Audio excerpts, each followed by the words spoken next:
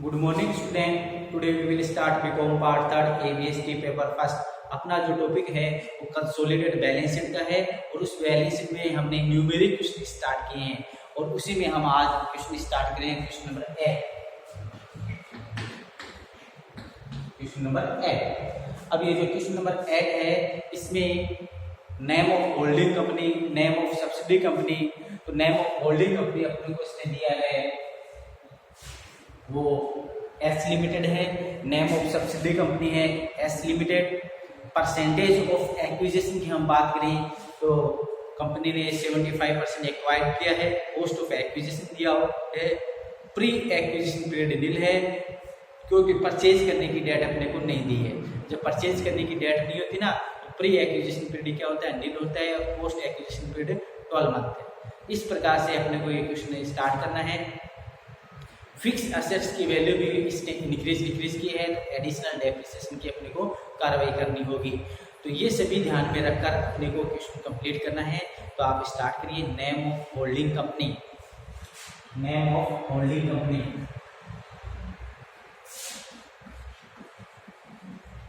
Name of holding company H limited, name of subsidy company S limited, date of acquisition of shares 1/4 का देना,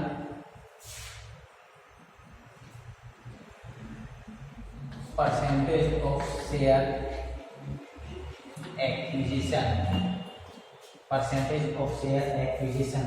तो percent अपना है और 75% है, 75% लिख देना, ठीक है।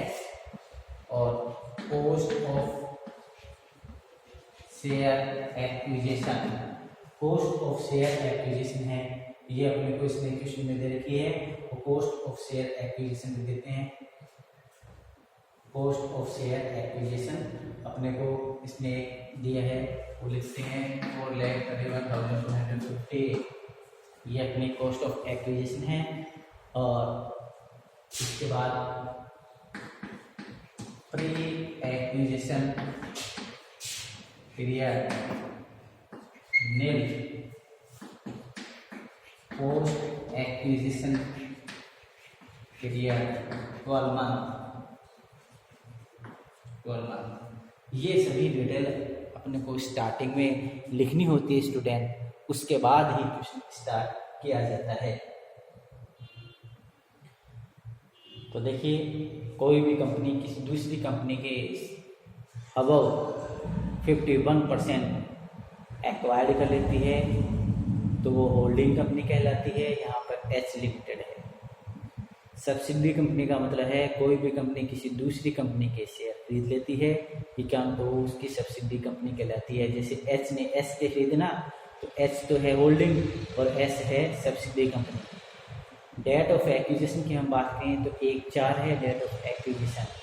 परसेंटेज की हम बात करें तो परसेंटेज है 75%, ठीक है। जितने शेयर्स थे उससे इसने कितने लिए हैं उसके अकॉर्डिंग हमें परसेंटेज कैलकुलेट करना होता है।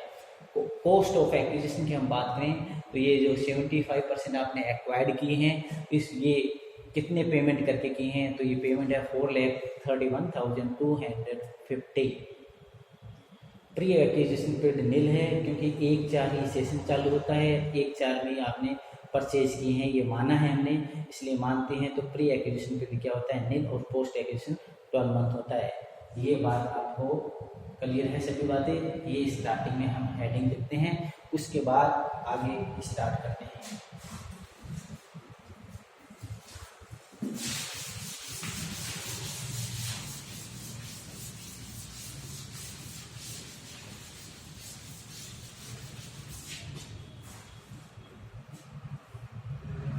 अब हम स्टार्ट करते हैं note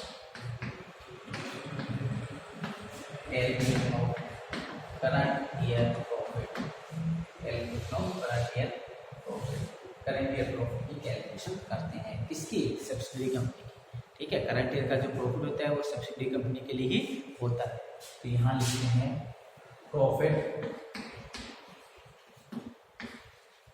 given in balance sheet, profit given in balance sheet. और सब्सिडी कंपनी है उसका बैलेंस शीट में प्रॉफिट देखते हैं, मतलब लास्ट ईयर का प्रॉफिट है वो देखते हैं। 1 लाख है लेस क्लोजिंग बैलेंस, ठीक है, लेस लिखते हैं last year profit, less last year profit है वो 50,000 है, ये लिख देते हैं और बैलेंस है यहाँ। अब अपने को क्या करना है, एडिशनल डेप्रिसिएशन की कार्रवाई करनी है कि एडिशनल डेप्रिसिएशन कितना लगेगा। अब एडिशनल डेप्रिसिएशन की कार्रवाई में अपने पास फिक्स एसेट्स की वैल्यू पर एडिशनल डेप्रिसिएशन चार्ज दिए जाते हैं। तो यहाँ मैं लिख देता हूँ लेस एडिशनल डेप्रिसिएशन 10,000 और ये 40,000 है, अपना ये करंट ईयर प्रॉफिट है 40,000, ठीक है। अब एडिशनल डेप्रिसिएशन या सेविंग डेप्रिसिएशन की कार्रवाई कैसे की जाती है वो मैं आपको बता देता हूँ, ठीक है। ऐसे तो आपको पता है फिक्स एसेट्स की वैल्यू इंक्रीज, फिक्स एसेट्स की वैल्यू डिक्रीज, इंक्रीज होती है तो आपको क्या करना है, लेस करना है, डिक्रीज होती है तो आपको क्या करना है, ऐड करना है, ठीक है। फिक्स एसेट्स की वैल्यू इंक्रीज होती है तो आपको क्या करना है, लेस करना है एडिशनल डेप्रिसिएशन के नाम से। फिक्स एसेट की वैल्यू डिक्रीज होती है तो अपने को क्या करना है, ऐड करना है, आपको ऐड करके बताना है, ठीक है। तो इस प्रकार से फिक्स एसेट्स की वैल्यू इंक्रीज डिक्रीज होती है तो आपको किस प्रकार से करना है वो अपने को देखना है, ठीक है। इसके बाद अपने को क्या करना है, अब आपको कहोगे कि सर डेप्रिसिएशन की कार्रवाई कैसे करनी है, तो आपको परसेंट डेप्रिसिएशन देखना है कि परसेंट में डेप्रिसिएशन कितना है। कैसे करोगे, opening minus closing equal percent depreciation. आप उस फिक्स एसेट्स है उसका ओपनिंग में से क्लोजिंग का अंतर देखिए और वो अंतर ही क्या होता है, परसेंट में आपने डेप्रिसिएशन चार्ज किया है, क्लियर। अब यहाँ जो डेप्रिसिएशन है वो रखिए, जैसे परसेंट डेप्रिसिएशन जो है वो हमने लिख दिया, जो यहाँ कैलकुलेट किया था ना वो डिवाइड में क्या करना है, डिवाइड में ओपनिंग वैल्यू लिखनी है फिक्स एसेट्स, ठीक है। परसेंट डेप्रिसिएशन मैंने ओपनिंग वैल्यू पे लगाया तो डिवाइड में ओपनिंग वैल्यू लिखनी है, इनटू री वैल्यू लिखनी है, इनटू, समझ में आ गया ना। ये आपको परसेंट वैल्यू री वैल्यू है उस पर कितना है डेप्रिसिएशन, फिर कंपेयर करना है कि परसेंट में हमने कितना चार्ज किया है और रीवैल्यूएशन पर कितना डेप्रिसिएशन लगता है, उसमें जो अंतर होता है दैट इज एडिशनल डेप्रिसिएशन, ठीक है। वो प्लस में भी हो सकता है या माइनस में भी हो सकता है। फॉर एग्जांपल मिस्टर एक्स है, उसके पास 2 बाइक है, तो 2 बाइक में वो पेट्रोल डलवाता है, उसका इंश्योरेंस करवाता है, ठीक है। अब उसके पास 3 बाइक है तो आप देखिए रेवेन्यू एक्सपेंसेस क्या हो गए, इंक्रीज हो गए, पेट्रोल भी एक्स्ट्रा डलवाना पड़ेगा, इंश्योरेंस के भी लगेंगे, तो ये एक्सपेंसेस आपको कहें कि भाई 3 बाइक है तो उसके एक्सपेंसेस क्या हुए, इंक्रीज हुए, ठीक है। इसी प्रकार से मैं कहूँ कि उसके मिस्टर एक्स है उसके पास 2 बाइक थी, अब 1 बाइक है तो रेवेन्यू एक्सपेंसेस क्या हो गए, कम हो गए, ठीक है। कभी कभी आप ये माइंड में सोचते हो कि सर संपत्ति अधिक हुई है फिर आप लेस क्यों कर रहे हो, तो रेवेन्यू खर्चा बढ़ता है, दैट इज डेप्रिसिएशन, डेप्रिसिएशन का खर्चा बढ़ेगा, ठीक है। पेट्रोल तो यदि आप चलाओगे तो लगेगा, अन्यथा नहीं लगेगा, बट इंश्योरेंस है वो लगेगा, डेप्रिसिएशन है फिक्स एसेट पर वो लगता है, ठीक है। तो इस प्रकार से फिक्स एसेट इंक्रीज होती है तो खर्चा बढ़ता है, किसका, डेप्रिसिएशन। यहाँ दिखाते हैं हम डेप्रिसिएशन का बढ़ेगा तो डेप्रिसिएशन का बढ़ेगा तो रेवेन्यू खर्चा है, इसलिए रेवेन्यू है तो P&L से चार्ज किया जाता है, ठीक है। आप कहोगे सर हमारी संपत्ति भी बढ़ी है, बिल्कुल आपकी संपत्ति फिक्स एसेट इंक्रीज हुई है, बट फिक्स एसेट्स है, संपत्ति है, कैपिटल है, उसका पॉइंट आप नेटवर्थ में करते हो, इसलिए नेटवर्थ में उसकी कैलकुलेशन करके बताना। कहने का मतलब नेटवर्थ में ऐड कर लेना, add profit on revaluation of fix assets, इसलिए वही करते हैं, क्लियर। इसलिए करंट एसेट में कार्रवाई रेवेन्यू एक्सपेंसेस प्रॉफिट की जाती है, इसलिए इसका डेप्रिसिएशन है और रेवेन्यू मानकर हम क्या करते हैं, करंट ईयर के प्रॉफिट प्रॉफिट में करते हैं। और फिक्स एसेट इंक्रीज डिक्रीज हुए, आपको बेनिफिट हुआ है, कम हुई है, अधिक हुई है, तो वो पॉइंट किस में है, वो पॉइंट नेटवर्थ का है। नेटवर्थ में आप ऐड लेस करके वहाँ बताइए कि हमारी संपत्ति इंक्रीज डिक्रीज हुई है, तो वहाँ पर ऐड या लेस कर सकते हो। डिक्रीज हुई है तो आप लिख सकते हो कि loss on revaluation of fix asset, और प्रॉफिट हो जाता है profit on revaluation of fix asset. Clear? तो इस प्रकार से अपने को करना है और इसमें कोई प्रॉब्लम नहीं है। ठीक है, तो इस प्रकार से एडिशनल डेप्रिसिएशन 10% 10,000 काउंट किया है। अब करंट ईयर का जो प्रॉफिट है वो 40,000 है। इसके स्टूडेंट क्या कह देते हैं, ये प्री और पोस्ट में जाता है। इसमें जाता है प्री और पोस्ट में। तो पोस्ट के भी क्या होते हैं, ये माइनॉरिटी में चला जाता है और कुछ होल्डिंग में चला जाता है। इस प्रकार से जो करंट ईयर का प्रॉफिट होता है उसके ग्रेडेशन की जाती है, इसलिए मेन अपना करंट ईयर का प्रॉफिट ही होता है।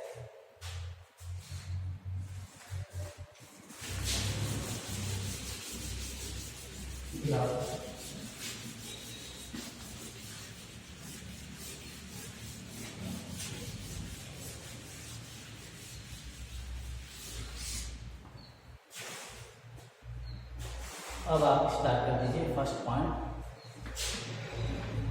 कैलकुलेशन ऑफ नेट वर्थ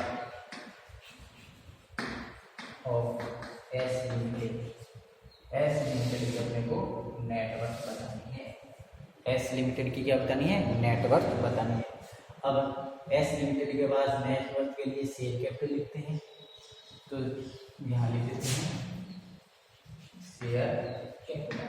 तो शेयर कैपिटल उसके पास है 5 लाख, यहाँ लिख देते हैं, देखते हैं। ठीक है, पी एंड एल का ओपनिंग बैलेंस है, इसलिए लिखते हैं P and L opening balance. P and L का ओपनिंग बैलेंस है 50,000, ये भी लिखते हैं 50,000। क्लियर? अब आपको लैंड बिल्डिंग से बेनिफिट हुआ है, तो यहाँ लिखेंगे add profit on revaluation of land and building. कितना प्रॉफिट हुआ है, 1,60,000 आपने की है, वो 1,20,000। ठीक है, तो 40,000 की फिक्स एसेट्स इंक्रीज हुई है। नेट वर्थ में भी जो एक्सप्लेन करा ना, तो नेट वर्थ में आपको करते हैं। तो ये 5,90,000 ही आपकी नेट वर्थ। ठीक है, नेट वर्थ का नेट एसेट्स है 5,90,000। शेयर कैपिटल 5 लाख, पीएनएल का opening balance 50,000, profit on revaluation of land building 40,000, 40,000, इनका टोटल किया 5,90,000 नेट वर्थ। यस, नोट कर लीजिए।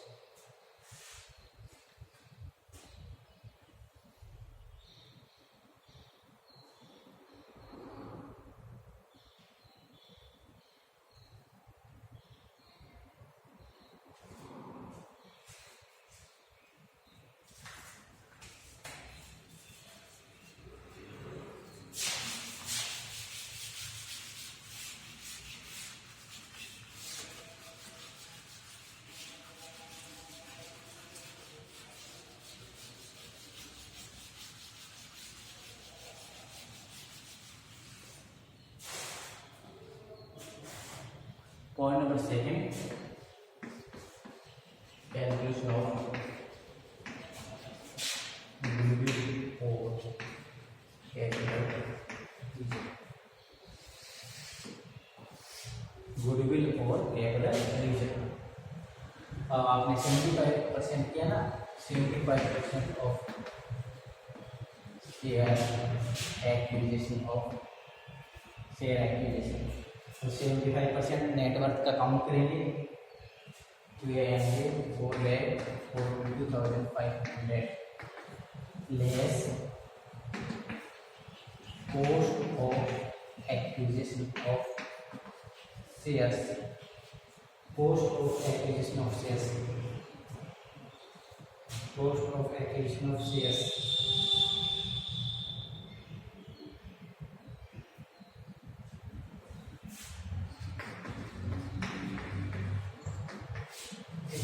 से ये कैलकुलेट करेंगे, टेबल्स में आएंगे, इसमें कैपिटल कोरिलेशन, कैपिटल 11,50। तो इस प्रकार से स्टूडेंट ने अपने पॉइंट नंबर सेकंड कैलकुलेट किया, कैलकुलेशन ऑफ गुडविल और कैपिटल रिजर्व।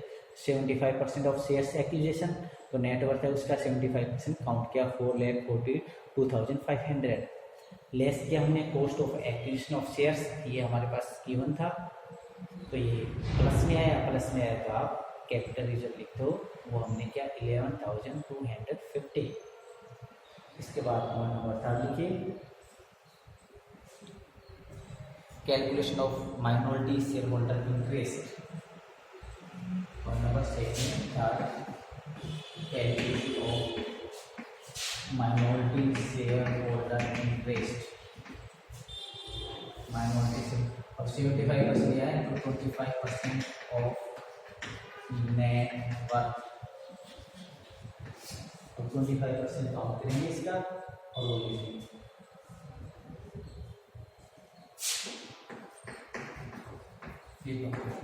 ठीक है, लेस नहीं आप करेंगे add post acquisition profit, add post acquisition profit 40,000 है, इसका 25% इसको देना है। अब इनका टोटल कर देंगे, ये माइनॉरिटी शेयर होल्डर इंटरेस्ट है। ठीक है, जो बैलेंस शीट में रिजर्व एंड सरप्लस हेड के पास आपको लिखना है। क्लियर भाई? तो पॉइंट नंबर लास्ट है calculation of consolidated profit of holding company. देखिए profit given in balance sheet, balance sheet में होल्डिंग कंपनी की देखिए और प्रॉफिट लिखिए। Add post acquisition profit, add post acquisition profit 40,000 का 75%, तो 30,000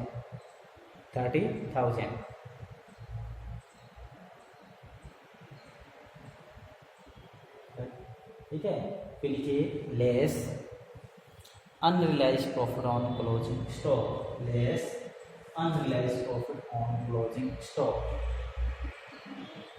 unrealised profit on closing stock. अब ऑन कॉस्ट है इसलिए जो क्लोजिंग स्टॉक मेरे साथ आपको 76,960 डिवाइडेड बाय 125 इंटू 25 ये काउंट करके लिख दीजिए। अब लेस करके सीपी काउंट कर लीजिए, तो कंसोलिडेटेड प्रॉफिट आएगा वो आपका है, वो आप इक्विटी एंड लायबिलिटीज में रिजर्व एंड सरप्लस हेड में इनको लिखना है। तो इस प्रकार से ये चारों पॉइंट हमने कंप्लीट किए हैं। अब आपको ये वर्किंग नोट कंप्लीट है अपने, अब अपने को मेन का कंसोलिडेटेड बैलेंस शीट क्रिएट करनी है। जैसे हमारी जो प्राइमरी कैलकुलेशन है अब कंप्लीट हो गई है, अब आप जो बैलेंस शीट क्रिएट करोगे उसमें कोई प्रॉब्लम नहीं है। Share capital reserve only holding company के लिखने हैं, और सभी मतलब outside liabilities fix asset current asset सभी को कमांड करके एच और एस की बैलेंस शीट है उनको कमांड करके बैलेंस शीट क्रिएट करनी है। हमारे पास कैपिटल रिजर्व है वो आपको मैंने बताया, माइनॉरिटी शेयर होल्डर इंटरेस्ट है वो है, और सीपी, ये 3 पॉइंट भी बैलेंस शीट में लिखने होते हैं, इसलिए हम इसकी कैलकुलेशन करते हैं। तो ये काम कंप्लीट करके आप बैलेंस शीट क्रिएट करना, कोई प्रॉब्लम हो तो पूछना। थैंक्स।